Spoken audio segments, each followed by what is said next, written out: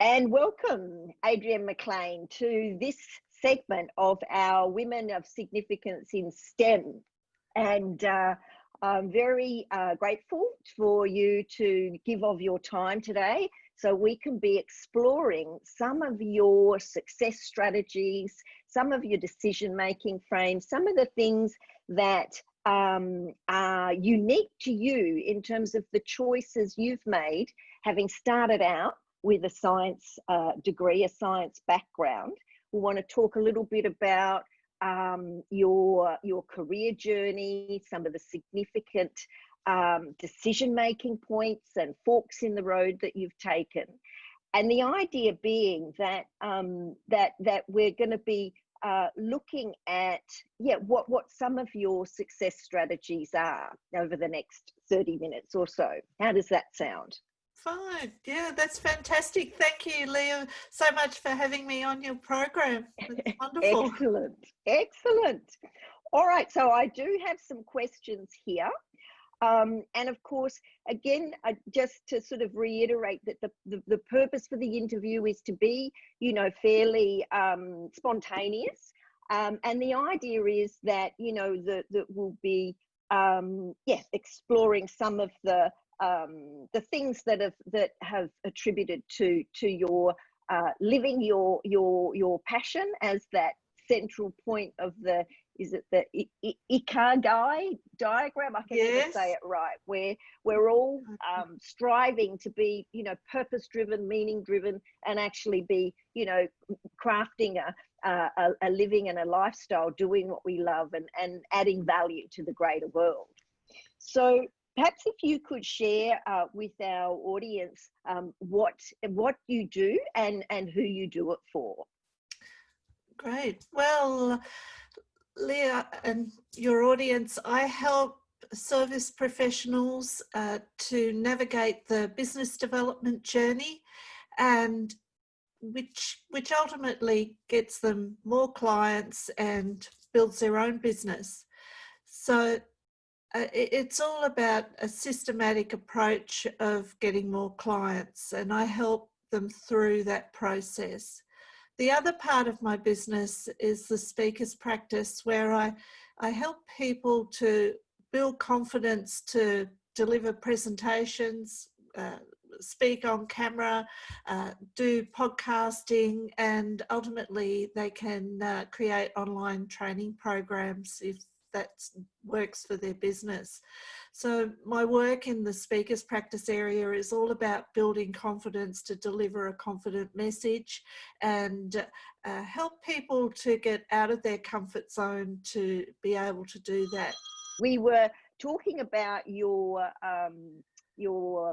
role as an entrepreneur and business development specialist, and teaching and helping business owners and entrepreneurs to get more clients, to speak on camera, to be far more articulate about what it is they do and who they do it for. That to me does not sound like a role that someone with a science background would typically be doing. So I'm curious to see, what drove you, where you started and how you came to be doing what you do. Where I started, well,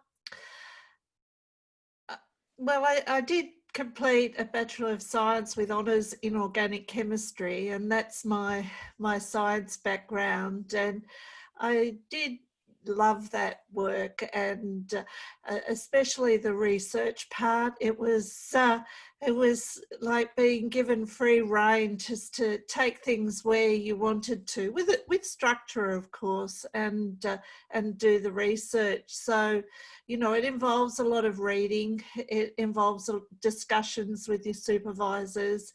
It involves a lot of testing and experimenting, and also using equipment to test your hypotheses. So I did really love that. But I always had this thing that I wasn't an academic, and I did have to work really hard to in the technical side to get through it.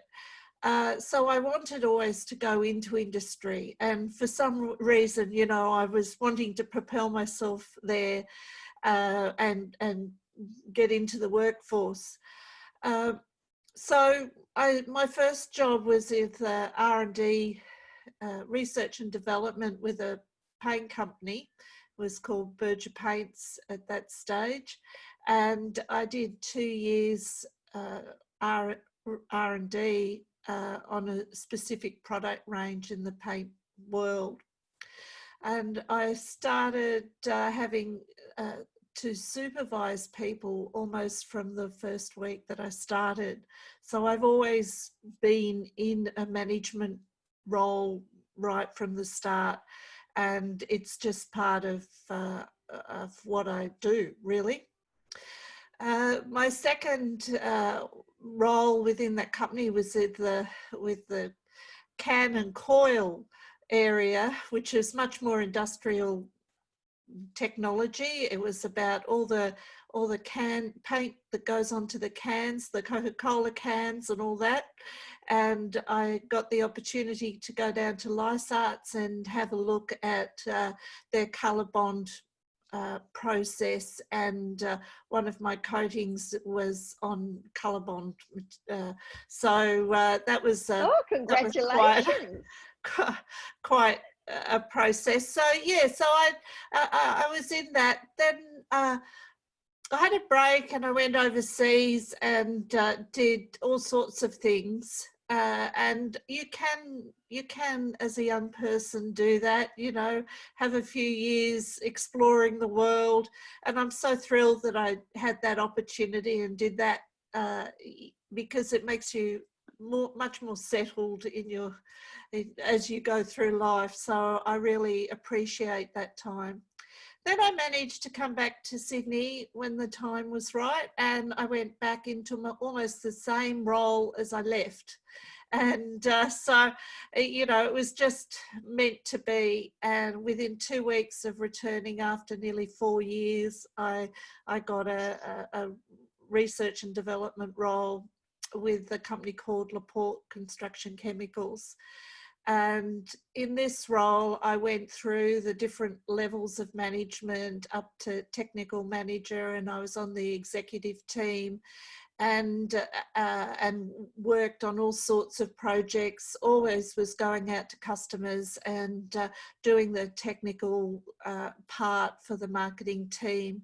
So I've always been involved in that sort of role, as well as the managerial role. And I was looking after 2 laboratories, a quality assurance laboratory and a research and development laboratory within that company.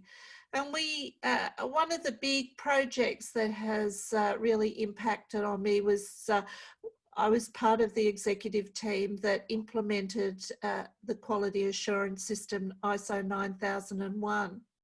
And I did I wrote the design part for that project, which sets that system apart from any other ISO system. But what I learned from that was that at that time we had 4 companies had been acquired and put onto the one site, and you can imagine that there was absolute chaos. There were 4 businesses that had to work together in a fairly tight business park, and it was chaotic from one corner of the plant to the other corner, you know, with respect to marketing, with respect to the production, the quality control, the manufacturing was done in 4 different ways, and the outcome of having to put this system in place, this big, and it's probably the biggest business system, is that it got all those 4 businesses amalgamated and all using the same system. They had the same policies, they had their procedures that they had to follow, and after I had my first child, I went back and I worked as the quality assurance coordinator, and I handled the internal audits and the external audits with Standards Australia.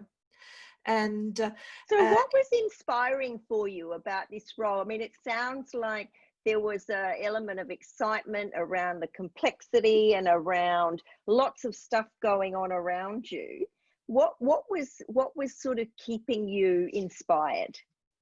Well, this second role was one of the wonderful roles that I've had, where I was working at a senior executive level with senior managers, and we were doing continuous improvement projects. And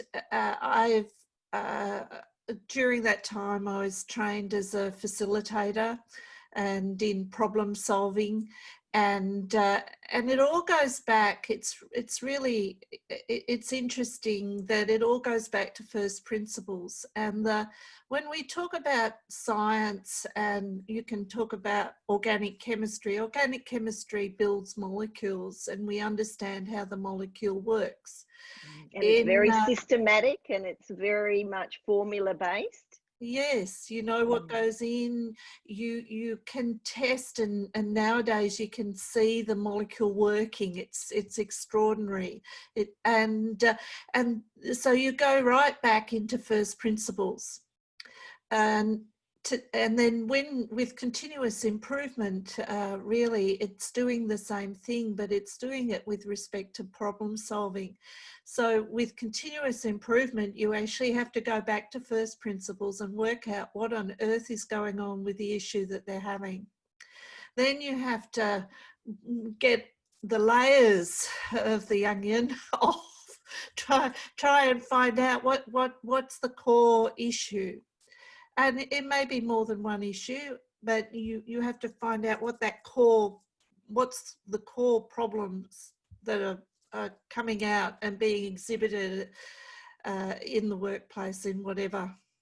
And so from there, once you understand what's going on, then you can put a process in place so that the end result is what is required, whether it's an end result for a customer, it could be an end result for somebody, for the group in the team. It can be in logistics. It can be. It doesn't matter really what the problem is. It's the actual application of the systematic approach to working out what is going on and what needs to be done to rectify this situation. And there is that the determination to get to the core, to find out what the problem is, and to create solutioning. And it's also, I hear, the benefit of working in a larger organization where you were supported with training, you were supported with opportunities, and you were also given responsibility from a very early age on. So where did the jump happen from a corporate career into entrepreneurship and indeed business development? Because this is still not business development. This is very much in the core of R&D. It is. But look, I grew up, I was actually born into a family business. And if you have that situation happen, or if that's your history, it's actually very hard to get it out of your blood. It's there. And what is the it? What is the it? The it is what I call the E gene, or the entrepreneurial gene. So I have it. I love creating things. I love building connections and building my business. And I mean, I saw my parents do that for over, my father was in the business for 44 years, and my mother they owned the business for 25 years, and my mother worked there. So at that time I said, I don't want to have anything to do with the business. And so I went through my university degree. I went into industry, and I did what, had my career. And after my second son was born, I started a consultancy called Industrial Facilitation, and I worked offering R&D and quality assurance in the paint industry, actually. So, I continued on for another 10 years. And what was driving that, the consultancy option, rather than going into a full-time career role? Well, during that time I had another child, so we're having children. So, after my daughter arrived, then I always wanted to do something whilst the children were, it sounds odd, but I wanted to learn something whilst I was so homebound. And I learned to grow orchids with my second child. My first child had just learned to raise babies. The second child, it was a lovely baby, and I had a 1 day a month, one sort of 2 hours out a month where I learnt to grow orchids. And then with my daughter, I started with Toastmasters, and I was never very good at public speaking. And in fact, I didn't, I was the last one who would do public speaking anywhere. And I thought, oh, all right, my husband talked about Toastmasters. So I joined a club, and I started to develop my skills in public speaking. And what was driving that desire to do public speaking? Just to get, it's interesting. I just wanted to use my brain and learn a new skill and develop myself. So it's a personal development journey. And so here was this very, very nervous public speaker. When I did my honours thesis, I was shaking like a leaf. When I started at Toastmasters in 2002, I was shaking like a leaf, and I held on to notes, and I was just anyway, it took about 7 years, and I just built my confidence up so much, and it took me to a space and a confidence level that I'd never experienced before. What kept you going? 7 years is a long time for what is a personal skill. So was there a specific outcome in mind, or what was driving you to stay with it? Most people would have quit long before 7 years. Well, there was a structure, and then I started, in the committee, and I ended up being president for 2 years. And of course, the club was struggling at that stage, and I started to help, lead them forward to build it up. And then I went into being area governor, being responsible for one was 6 clubs and one was 5 clubs. So I did that for 2 years, and So what did you attribute your success to? I mean, there's the business development aspect, that there was something to grow, there was again a problem to fix, but so what would you attribute your success in achieving that to? Well, there's an element of excitement, and there's a draw towards making the world a better place. So whether it's growing a Toastmasters club, or whether it's building a business, or whether it is within your own work and you're making things more efficient, there's a goal there. There's sort of this internal excitement that drives drives one forward. And well, that's what I'm hearing in you. It is an internal drive. It's something that is not that easy to actually articulate, is it? But it's coming from within you, because it's not an external reward. And there's been studies done around, reward structures and that whole element of intrinsic inspiration, or, external, sort of the carrot and stick model. And I think this is the kind of drive that employers are looking for, and our future rests on people like yourself, Adrienne, where you seem to have this incredible supply of this internal inspiration that I can see is very strong from the beginning, of persevering with the technical aspects of finishing your degree, not just doing your degree, but doing an honours year. And I personally relate to that, because I did biochemistry, and in a similar way, I really struggled with the technical aspects of the work, because it was the people aspects and that curiosity for what makes things work that was driving me.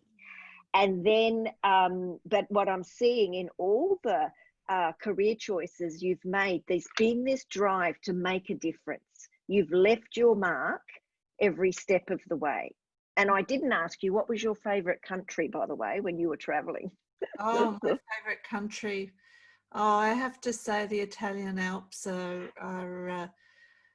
the Dolomites? Yes, the Dolomites Yes. are just, so it's somewhere that I'd go back to if we were able to. I do. Yeah. I also love Venice, because, everybody's a tourist in Venice, and it's just so beautiful. So. And I think even more beautiful now after the, some of the pollution is lifted, and I guess the environmental benefits of what's happened during these COVID times. Yes. But I guess what I'm not hearing too much of is too much challenge. So tell us about something you've overcome that was really difficult for you. The challenge. Well, it took me a long time to build my skills with public speaking, and it wasn't only Toastmasters. I got to a certain level, but then I still wasn't comfortable with where I was. So this is the part that's the science part behind the way that we do things. And so there, I had a presentation skills coach. I had a voice coach, because I high pitched, and I needed to understand how did the voice work. So I know now how the voice works, and you've got to be diligent and do the exercises. But understanding where the breath comes from is really important. I did the Alexander technique. I had a session with the school here in St Leonard's, and it's all about posture. And the Alexander technique was created by a gentleman who got stage fright, and he was a speech pathologist as well as an actor. And so he set about working out how to overcome stage fright. And then still I wasn't fully happy with where I was. So I then started hypnotherapy and went down the whole mindset path. And so I understand from all this journey on presentation skills, really the mindset is pivotal. And you've got to work on your mindset to actually overcome what it is. So how do you work on your mindset? What do you define as working on your mindset? Is that something you do on your own? I'm curious. Yes. I was given kindly by a peer at an association I belong to, a a hypnotherapy tape, and I thought, oh, this is good. So I listened to it, and I ended up listening to it over 400 times. And you know, people talk about neuroplasticity and how the brain works. And so in essence, what I accomplished was that I rewrote the script in my head about my fear of public speaking, and it you know, it's you know, today I do podcasting and I'm on the radio, and I still have stutters and ums and ahs and all that sort of thing, but I don't experience the fear or the discomfort that I used to by any means. And now I enjoy it, as opposed to put it off or don't do it or whatever. And, you know, and again, there's that determination to complete, the determination to overcome, and also the self-discipline of taking responsibility for that. So I'm wondering who your role models have been in your life, or whether you're just totally self-determined, because at the moment it's sounding like you're a self-made woman, Adrienne. Which I think, as an entrepreneur and as a woman, you know, in today's environment, we need to be really strong in our ability to change, and understanding it is our responsibility, as you say, to recognize the beliefs that are not serving us, that are holding us back, and that there are things we can do, and it is our responsibility to do them. And you've demonstrated that, you know, in so many ways in how you have made decisions throughout your career. So I'm curious whether there been a shining light, or you know, how have, you know, if you look at those defining moments, what do you attribute that to?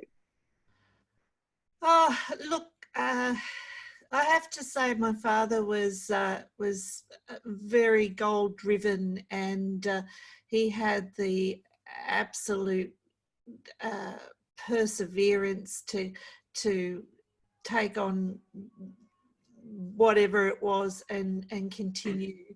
So I think that you know, I taken on that perseverance and not giving up.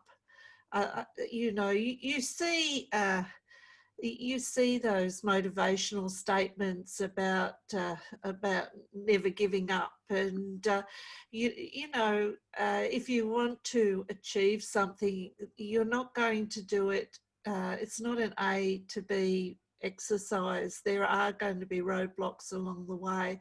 There are going to be challenges. It may not be as easy as you think it's going to be. You are going to have to learn new things, and you are going to have to experience discomfort. And from the discomfort, you actually learn. You're learning. It's not something to be fearful of. It's actually something to embrace and take on. It's taking on the challenges that bring on success. And so what does success look like for you now going forward? You know, like, do you have a really clear vision of what that's going to look like in the next 5 years, or is it more of an emerging kind of process for you, where, because that certainly sounds like how it has been. It has certainly been, as opportunities present, you have considered your options and made a decision from there. So I'm curious what success, how you define success now. Yeah, well, with my business development business, I want to grow that. So I have some goals around growing that. And the thing with business development is that I was at the Catholic University, the Australian Catholic University recently, and they had a small business and family business seminar. And at this, it was a whole day. And the outcomes of that day were that people struggle with their marketing, they struggle with personal selling, and they also struggle with asking for the sale. And so the journey that I've been on has actually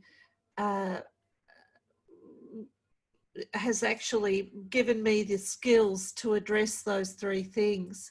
And so after that conference, and still today, I'm so excited because that's where my work has been. People can, service professionals especially, can be excellent at their skill, and they're experts, and they've trained, and they're experts at what they do. But when it comes to the business skills side, then the marketing, getting themselves out there to promote themselves, you know, actually asking for the sale and getting the contract signed isn't as easy as one might imagine when it's actually just for you. So yes, no, but so, and this is where your own learnings now are translating into how you help business owners. And this is also one of the challenges with a lot of the younger women in STEM organizations, and typically with science backgrounds. This is one of the, and again, it's a very broad generality, but they are not always as keen to put themselves forward or speak highly of themselves, or, you know, they'll expect their work to speak for them. So this is really, really insightful, Adrienne, to see that the same things that business people struggle with, who are technically good, say, at accounting or being lawyers, or, you know, they struggle with talking themselves up and getting that next deal, that next paycheck, you know, over the line. It's the same struggles that a lot of our emerging leaders in science-based industries and roles have. And I see that, you know, this is something that is really so needed. yeah. And so in terms of, so you're providing a really valuable support structure there. I'm curious, if you're looking at where you are now and looking back, you know, what do you know now that you wish you had known at the beginning? You know, would you have become an entrepreneur earlier? Would you, you know, what, I guess, yeah, what is something that you wish you had known? Well, I'll just take a step back for a moment. With respect to the training moving forward, I then did a presentation skills instructors course over in the US. And a few years later, I did 4 years training with the Book Yourself Solid School of Coach Training. And this is a business building system designed for service professionals. So it takes the business owner right through the process that you need to go through to get the sale. And it's interesting because when I look back at my career, the structure of that quality assurance system that put 4 businesses into alignment so they could achieve is exactly what the Book Yourself Solid system does for service professionals. It gives them a systematic approach to getting more clients.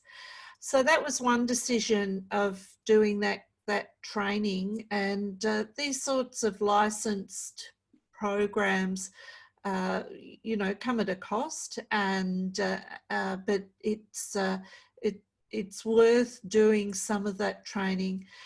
Had I had my time again, I would have done an MBA much earlier. I haven't yet done an MBA, but you know, that is something that I think would just give me the credentials that would be nice to have in today's world. And there's that passion for lifelong learning. Again, you know, setting the bar And an MBA is no mean feat at any age or any stage of life. And so there's always that self-improvement alongside the business improvement and process improvement. So Yeah. clearly that's a strong value to you. Well, it is. And, you know, I mean, that's what we're put in on earth to do, isn't it? To learn and to grow and to be a good role model for our children and leave a legacy. So, I mean, those things are very important to me. Yeah. Yeah. So, you know, is that something that in terms of something perhaps that you wish you had known earlier, is to have made a decision to do an MBA earlier, or is there something else? Oh, look, I wish that I had done the MBA a lot earlier. You know, starting out, there was a time when I could have done it, but I wasn't cognizant of that at the time.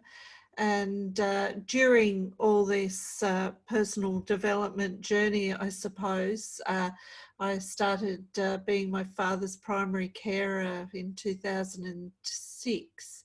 So I had another level, and he came to live with us. So I had another level of responsibility, and was balancing young children. I had a preschool, a primary school, and an aged care facility all in the one household. So, you know, but this is a woman's issue, and it's one that we take on, and it's a very personal decision on how that situation is handled. And so, you know, that is life happens, doesn't it? You know, and big things happen, and so it's juggling all of those things.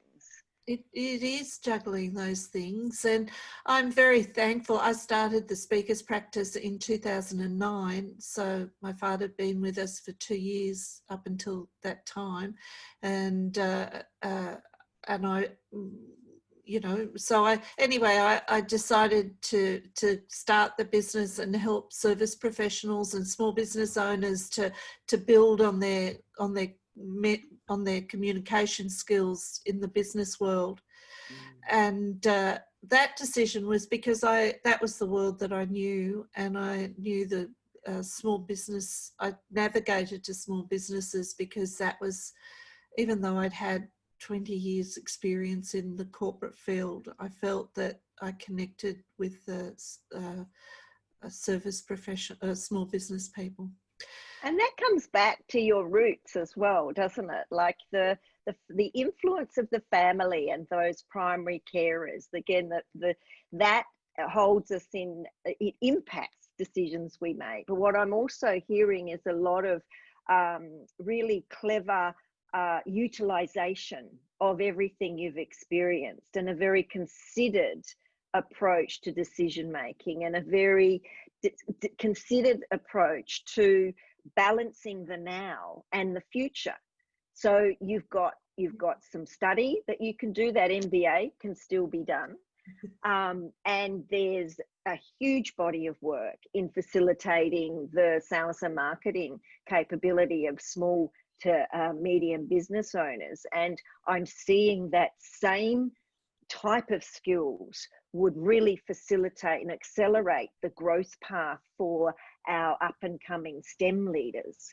So in addition to communication skills is probably a good way of rounding that up. What else would you say that you see, whether it be with business owners, entrepreneurs, or emerging leaders in the science and technology arena? What would be your advice on how they can best support themselves to accelerate their significance or ability to impact in their world? Well, I suppose the better that they can communicate what they're doing and do it with confidence, that's really the skill that is needed to to move forward. So what does that make possible, Adrienne, when you communicate with you communicate the value of what you're doing with confidence? What does that make possible? Well, what the delivery of a presentation with confidence, or the delivery of a conversation with confidence about a product, gives the person who you're talking to the confidence that you know what you're doing, and you're trustworthy. It's all about building trust with the client or the prospect or your audience, and the more trust you have, the better you'll get your message across, and it's all around building trust and credibility and being able to confidently communicate your message. And if you can do those things, then when you are in a sales situation, then it makes the sale a lot more easy. Well, sales is probably another word that people in the science and technology industry, typically in this you know, that science space, are not, you know, they don't see themselves necessarily as salespeople, and yet we're always selling, aren't we? Whether it's an idea, whether it's a grant application, whether it's to get that promotion, whether it's simply to have your voice heard in the meeting. Yeah. This is a sales function, isn't it? Yes. So being in a meeting and getting your voice across and getting your message across. Yeah, we've covered a lot of ground today, Adrienne, and I'm really grateful to have had this time with you and to have explored a little bit around how you've navigated the different career choices and how you have made decisions and problem solved and looked at what actually drives you. So that inner drive to make a difference is what I'm hearing through and through, to understand the problem, to communicate, to collaborate. Definitely the collaboration aspect is very, you know, very consistent throughout all of your career, and even now in your entrepreneurial consultancy. That is all about helping people. And it's about communication, and it's about how, how we can do things better. Yes.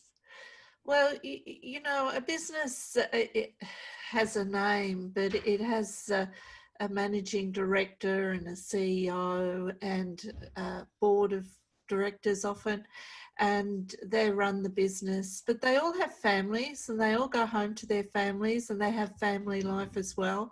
And you know, running a business, if you're the main person responsible, is a very big thing. And when you're responsible for employees, it makes it even bigger. And so there's a lot of weight and pressure on business owners to make their business successful and profitable, and because they've got a responsibility not only to their own family but all to other families as well. And I've had the opportunity of seeing that, and seeing that from the home as well as in the workplace. So I take my work quite seriously, because I know if I can help a business to be more profitable and be more successful and get more clients, then I'm helping them grow, and I'm helping them move forward. And if they've got staff, then I'm helping those families as well. So we are, you know, we're all people at the end of the day, and I think that's something that we need to think about in the process. Well, I'm very grateful for you and what you do, and I think it is really exciting to see where a organic chemistry degree has taken you, and we really look forward to seeing you know, where you take this in the years to come. Oh. So I'm really grateful for your time today, Adrienne. And so where can people find you if they want to connect with you? Well, they certainly can check out the Speakers Practice website, or check me out on the adriennemclean.com website. And you can search for me on LinkedIn, and you should be able to find me there somewhere, or on Facebook, and even on Twitter. So I'm round and about. Excellent, excellent. Thank you so much. Thanks so much, Leah, for having me today. Bye now. Bye.